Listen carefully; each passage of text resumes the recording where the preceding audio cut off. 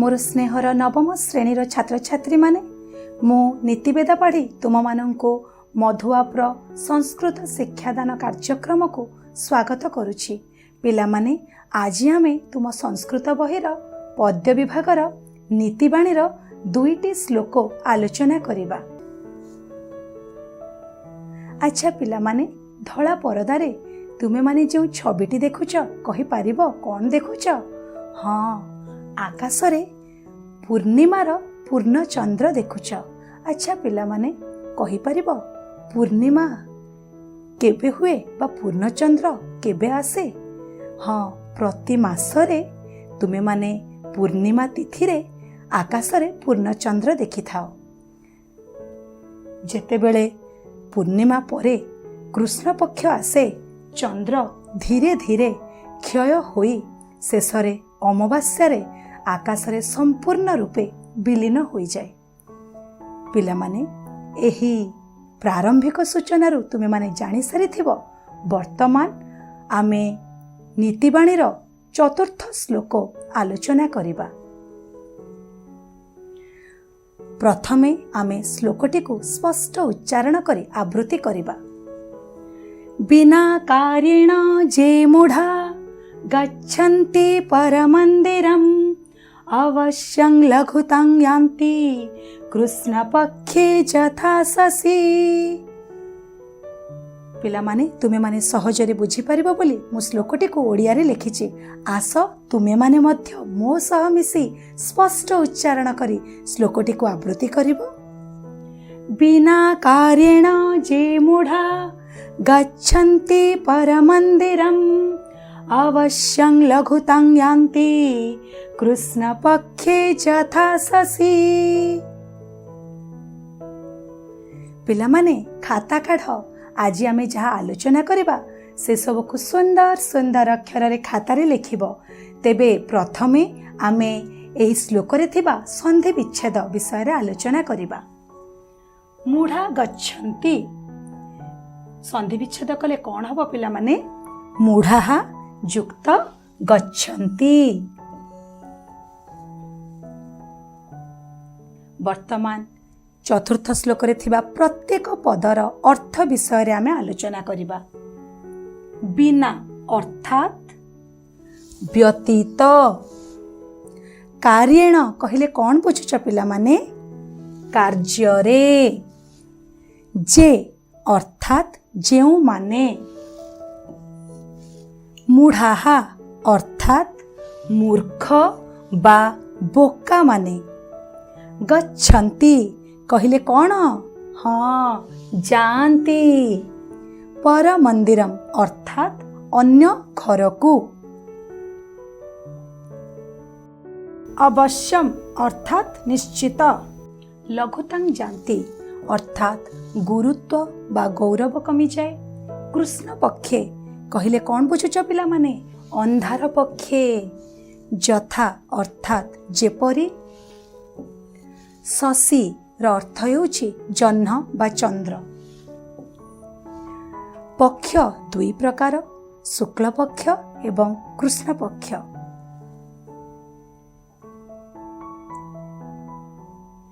वर्तमान पिला माने चतुर्थ श्लोक रे थिबा अन्वय जहाको आमे गद्य रूप कहि थाउ से विषय रे आलोचना करिबा। जे मूढ़ा कार्येण बिना परमन्दिरं गच्छन्ति ते अवश्यं लघुतां यान्ति यथा कृष्ण पक्षे शशि लघुतां जाति। पिला माने धला परदारे तुमे माने एक छवि देखि पारुथबो। कहिलो देखि से छवि रे तुमे माने कोन देखुछ? हाँ, तुमे माने आकाश रे पूर्ण चंद्र सहित किछि क्षय होइथिबा चंद्र देखि पारुथबो। तेबे पिला माने पूर्णिमा तिथि रे आकाश रे आमे पूर्ण चंद्र देखि थाउ, किंतु पूर्णिमा तिथिर परे कृष्ण पक्ष आरंभ हुए। सेही कृष्ण पक्ष रे पूर्णिमार पूर्णचंद्र धीरे धीरे घड़ी मारी क्षय होई होई शेषरे अमावास्या दिन आकाश रे संपूर्ण विलीन होई जाए। तेबे एही चंद्र केउं भली भाबरे घड़ी मारे ଚନ୍ଦ୍ରଙ୍କୁ କାହା ସହିତ ତୁଳନା କରାଯାଇଛି ତାହା ବର୍ତ୍ତମାନ ଆମେ ସରଳାର୍ଥରେ ଆଲୋଚନା କରିବା।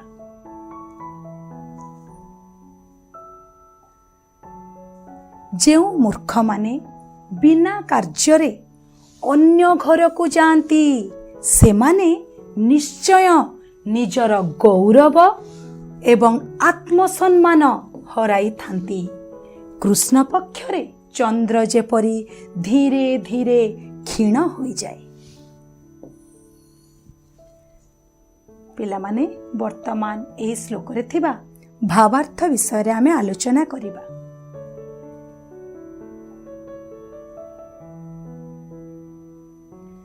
ଏହି ଶ୍ଲୋକରେ କୃଷ୍ଣ ପକ୍ଷର ଚନ୍ଦ୍ର ସହିତ କହିପାରିବ ପିଲାମାନେ କାହାକୁ ତୁଳନା କରାଯାଇଛି?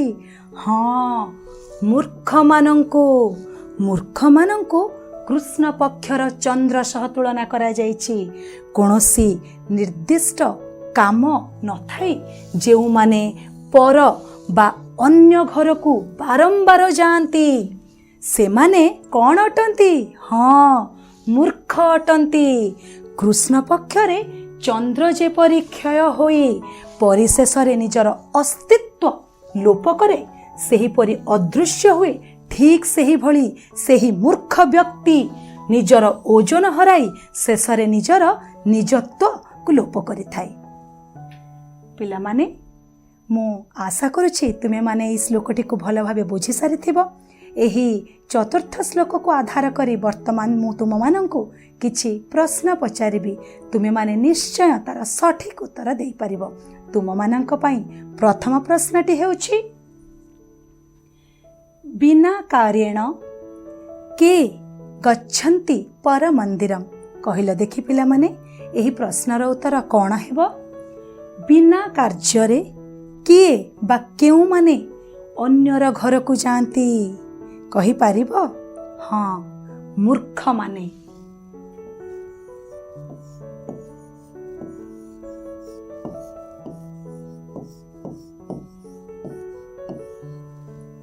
ବର୍ତ୍ତମାନ ତୁମମାନଙ୍କ ପାଇଁ ଦ୍ୱିତୀୟ ପ୍ରଶ୍ନଟି ହେଉଛି, କଦା ଶଶୀ ଲଘୁତାଂ ଜାତି? କ'ଣ ହେବ ପିଲାମାନେ ଏହି ପ୍ରଶ୍ନର ଉତ୍ତର? ହଁ, କେତେବେଳେ ଚନ୍ଦ୍ର କ୍ଷୟ ହୁଏ? ହଁ, କୃଷ୍ଣ ପକ୍ଷରେ।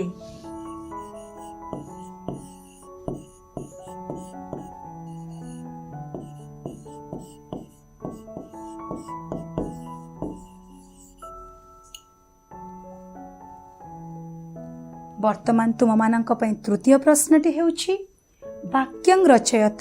ବିନା ଲଗାଇ ପିଲାମାନେ ବାକ୍ୟଟିଏ ଗଢ଼ିଲ। ହଁ, ଧର୍ମଂ ବିନା ସୁଖଂ ନାସ୍ତି।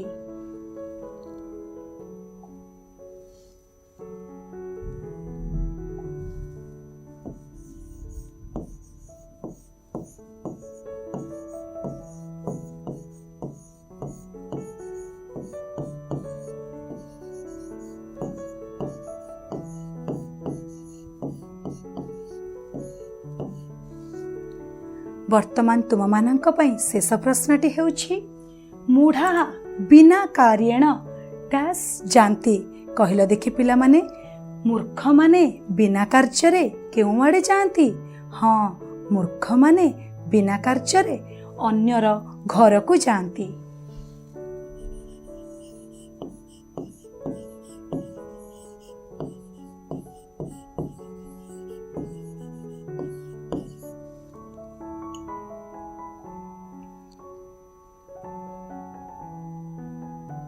ପିଲାମାନେ ବର୍ତ୍ତମାନ ଆମେ ନୀତିବାଣୀର ଚତୁର୍ଥ ଶ୍ଲୋକକୁ ଭଲ ଭାବେ ବୁଝି ସାରିଲେଣି। ବର୍ତ୍ତମାନ ଆମେ ଆଗକୁ ଆଉ ଏକ ଶ୍ଲୋକ ପଢ଼ିବା। ତେବେ ଧଳା ପରଦାରେ ତୁମେମାନେ ଏକ ଛବି ଦେଖିପାରୁଥିବ।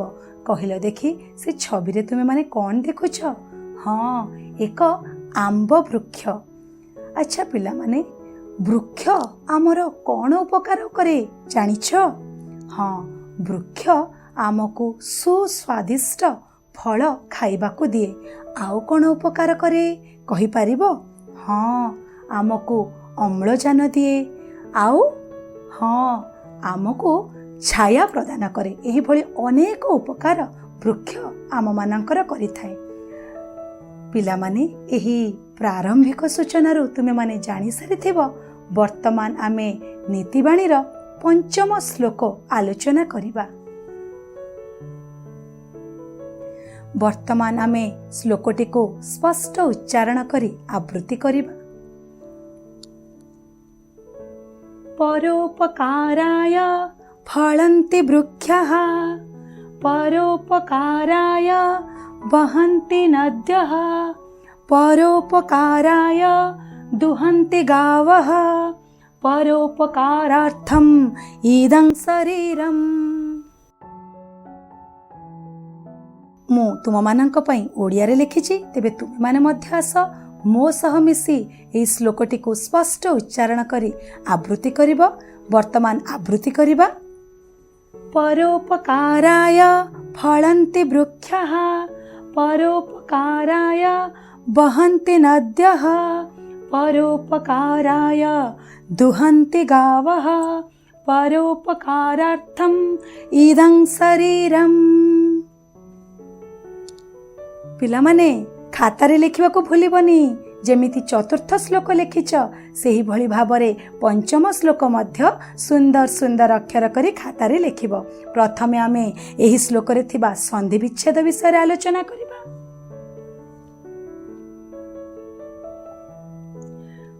ପରୋପକାରାୟ,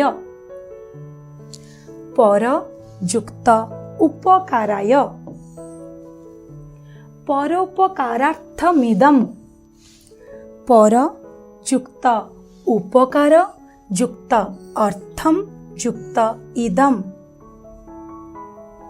ବର୍ତ୍ତମାନ ପଞ୍ଚମ ଶ୍ଲୋକରେ ଥିବା ପ୍ରତ୍ୟେକ ପଦର ଅର୍ଥ ବିଷୟରେ ଆମେ ଆଲୋଚନା କରିବା।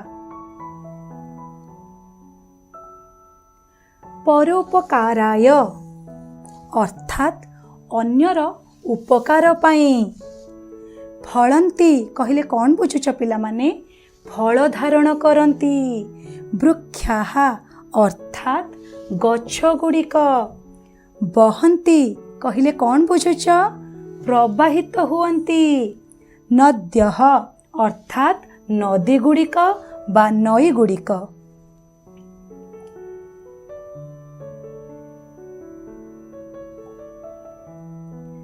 ଦୁହନ୍ତି ଅର୍ଥାତ୍ ଦୁଗ୍ଧ ଦିଅନ୍ତି। କିଏ ଦୁଗ୍ଧ ଦିଏ ପିଲାମାନେ? ଗାଈ। କାହାକୁ ଦିଏ? ଆମମାନଙ୍କୁ ଦିଏ। ଗାବଃ ଅର୍ଥାତ୍ ଗାଈମାନେ। ଅର୍ଥମ୍ ଅର୍ଥାତ୍ ନିମନ୍ତେ। ଇଦମ୍ ଅର୍ଥ ହେଉଛି ଏହି। ଶରୀରମ୍ ର ଅର୍ଥ କ'ଣ ପିଲାମାନେ? ଦେହ।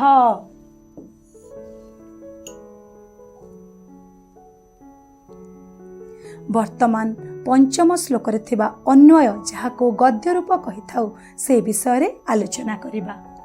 ବୃକ୍ଷଃ ପରୋପକାରାୟ ଫଳନ୍ତି, ନଦ୍ୟଃ ପରୋପକାରାୟ ବହନ୍ତି, ଗାବଃ ପରୋପକାରାୟ ଦୁହନ୍ତି, ଇଦଂ ଶରୀରଂ ପରୋପକାରାର୍ଥଂ ଭବତି। ପିଲାମାନେ, ଧଳା ପରଦାରେ ତୁମେମାନେ କାହାର ଛବି ଦେଖିପାରୁଛ? ଚିହ୍ନି ପାରୁଛ?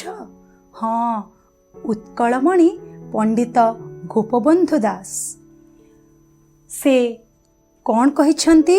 ସେ ସୁପ୍ତ ଓଡ଼ିଆ ଜାତିର ପ୍ରାଣରେ ଜାତୀୟ ଚେତନା ଜାଗ୍ରତ କରାଇବା ପାଇଁ କ'ଣ ଲେଖିଥିଲେ ପିଲାମାନେ? ମିଶୁ ମୋର ଦେହ ଏ ଦେଶ ମାଟିରେ, ଦେଶବାସୀ ଚାଲି ଯାଆନ୍ତୁ ପିଠିରେ, ଦେଶର ସ୍ୱରାଜ୍ୟ ପଥେ ଯେତେ ଗାଡ଼, ପୁରୁ ତହିଁ ପଡ଼ି ମୋର ମାଂସ ହାଡ଼। ପିଲାମାନେ, ଏଇଥିରୁ ତୁମେମାନେ ବୁଝିପାରୁଥିବ ଯେ ଆମର ଈଶ୍ୱରଙ୍କ ସୃଷ୍ଟିରେ ଏହି ଈଶ୍ୱର ପ୍ରଦତ୍ତ ଶରୀର ଅନ୍ୟର ଉପକାରରେ ଲାଗିବା ଉଚିତ। ଆମେ ସଦାସର୍ବଦା ଆମର ଏହି ଶରୀରକୁ ଅନ୍ୟର ଉପକାରରେ ଲଗାଇବା। ତେବେ ଏହିଭଳି କେଉଁମାନେ ନିଜର ସମସ୍ତ ଶରୀର ହେଉ, ଚିନ୍ତା ହେଉ, ଚେତନାକୁ ଅନ୍ୟର ଉପକାରରେ ଲଗାଇଛନ୍ତି ତୁମେମାନେ ଜାଣିଛ? ତେବେ ସେସବୁ ବିଷୟରେ ଆମେ ବର୍ତ୍ତମାନ ସରଳାର୍ଥରେ ଆଲୋଚନା କରିବା।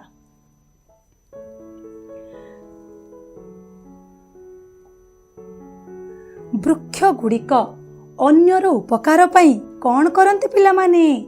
ଫଳ ଧାରଣ କରନ୍ତି। ନଦୀ ଗୁଡ଼ିକ କ'ଣ କରନ୍ତି?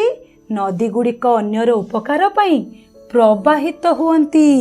ସେହିଭଳି ଗାଈମାନେ ଆମକୁ ଦୁଗ୍ଧ ପ୍ରଦାନ କରନ୍ତି। ଆମର ଏହି ଶରୀର ମଧ୍ୟ ଅନ୍ୟର ଉପକାରରେ ନିୟୋଜିତ ହେବା ଉଚିତ।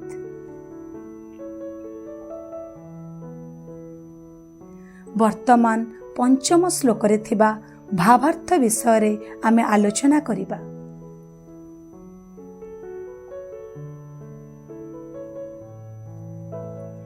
ଏହି ଶ୍ଲୋକରେ ବୃକ୍ଷ, ନଦୀ, ଗାଈ ତଥା ଶରୀର ଏସବୁ ପରର ଉପକାର ପାଇଁ ଉଦ୍ଦିଷ୍ଟ ବୋଲି ଉଲ୍ଲେଖ କରାଯାଇଛି। ବୃକ୍ଷମାନେ ଅନ୍ୟର ଉପକାର ପାଇଁ ଫଳ ଧାରଣ କରନ୍ତି। ନଦୀମାନେ ଅନ୍ୟର ଉପକାର ପାଇଁ ପ୍ରବାହିତ ହୁଅନ୍ତି। ଗାଈମାନେ ଅନ୍ୟର ଉପକାର ପାଇଁ ଦୁଗ୍ଧ ପ୍ରଦାନ କରନ୍ତି। ଏଣୁ ଆମର ଏହି ଶରୀର ମଧ୍ୟ ଅନ୍ୟର ଉପକାର ପାଇଁ ନିୟୋଜିତ ହେବା ଉଚିତ। ପିଲାମାନେ, ମୁଁ ଆଶା କରୁଛି ପଞ୍ଚମ ଶ୍ଲୋକଟି ତୁମମାନଙ୍କୁ ଭଲ ଭାବେ ବୁଝି ସାରିଥିବ। ଏହି ପଞ୍ଚମ ଶ୍ଲୋକକୁ ଆଧାର କରି ବର୍ତ୍ତମାନ ମୁଁ ତୁମମାନଙ୍କୁ କିଛି ପ୍ରଶ୍ନ ପଚାରିବି। ତୁମେମାନେ ନିଶ୍ଚୟ ତାର ସଠିକ ଉତ୍ତର ଦେଇପାରିବ। ତୁମମାନଙ୍କ ପାଇଁ ପ୍ରଥମ ପ୍ରଶ୍ନଟି ହେଉଛି,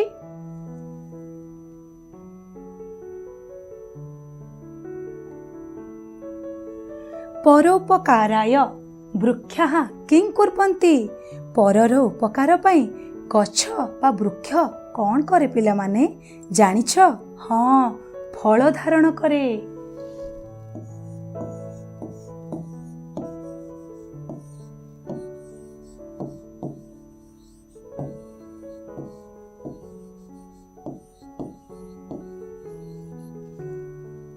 ବର୍ତ୍ତମାନ ଦ୍ୱିତୀୟ ପ୍ରଶ୍ନର ଉତ୍ତର ଦିଅ।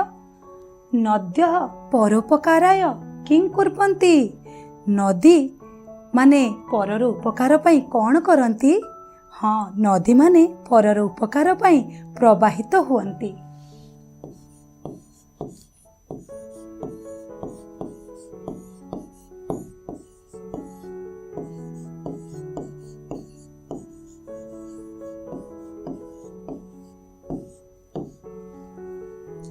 ବର୍ତ୍ତମାନ ତୃତୀୟ ପ୍ରଶ୍ନଟିର ଉତ୍ତର ଦିଅ। ପରୋପକାରାୟ କାହା ବହନ୍ତି? ପରର ଉପକାର ପାଇଁ କେଉଁମାନେ ବହନ୍ତି ବା କେଉଁମାନେ ପ୍ରବାହିତ ହୁଅନ୍ତି? ହଁ, ନଦୀମାନେ।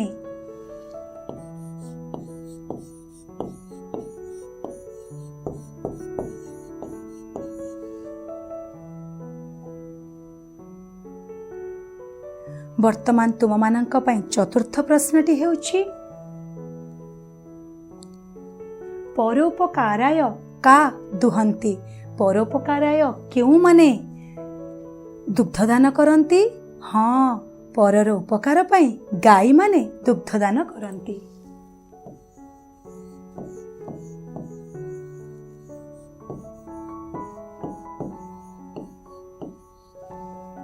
ବର୍ତ୍ତମାନ ପଞ୍ଚମ ପ୍ରଶ୍ନର ଉତ୍ତର ଦିଅ। ଇଦଂ ଶରୀରମ୍ କିମರ್ಥମ୍? କହିପାରିବ ପିଲାମାନେ, ଆମର ଏହି ଶରୀର କାହିଁକି ଅଛି? ହଁ, ଅନ୍ୟର ବା ପରର ଉପକାର କରିବା ପାଇଁ।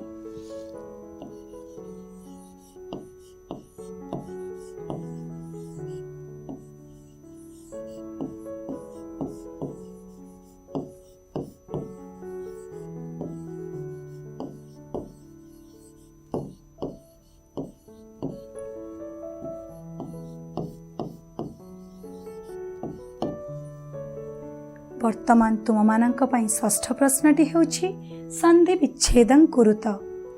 ପରୋପକାରାର୍ଥମିଦଂ। ସନ୍ଧି ବିଚ୍ଛେଦ କରି କହିଲ ଦେଖି ପିଲାମାନେ, କ'ଣ ହେବ? ପର ଯୁକ୍ତ ଉପକାର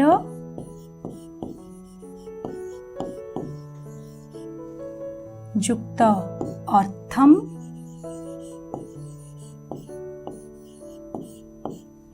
ଯୁକ୍ତ ଇଦମ୍।